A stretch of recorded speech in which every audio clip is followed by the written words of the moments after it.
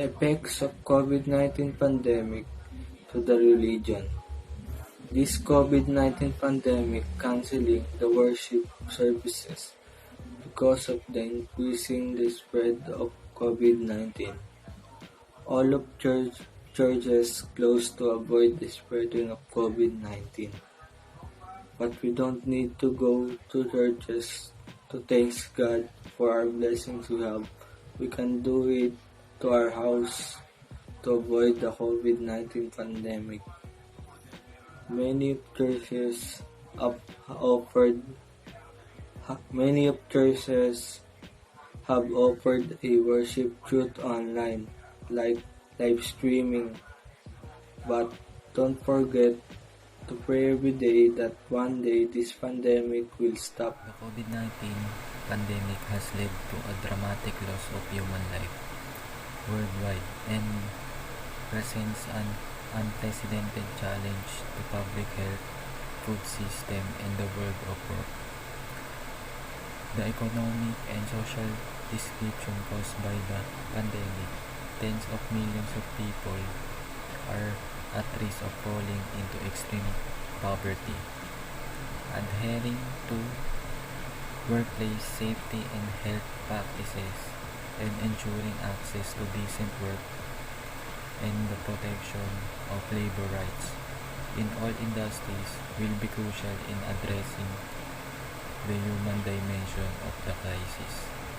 Immediate and purposeful action to save lives and livelihoods should include extending social protection towards universal health coverage and income support for those most affected. The effects of COVID-19 pandemic to the education. This COVID-19 pandemic exacerbating the education of the students and reducing the opportunities for the students. Many countries have decided to close school in order to slow down the spread of COVID-19. Most of students stopped their education because of pandemic.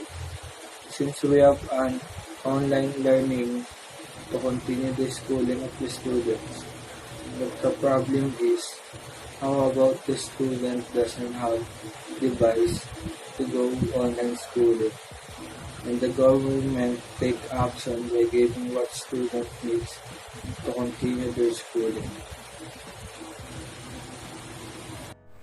The infection has not only become a public health crisis, but it also affected the global economy.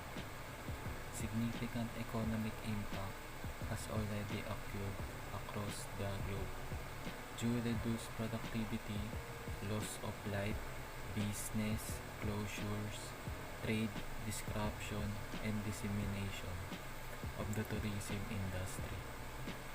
COVID-19 may be that a wake-up call for global leaders to intensify cooperation on epidemic preparedness and provide the necessary financing for international collective action.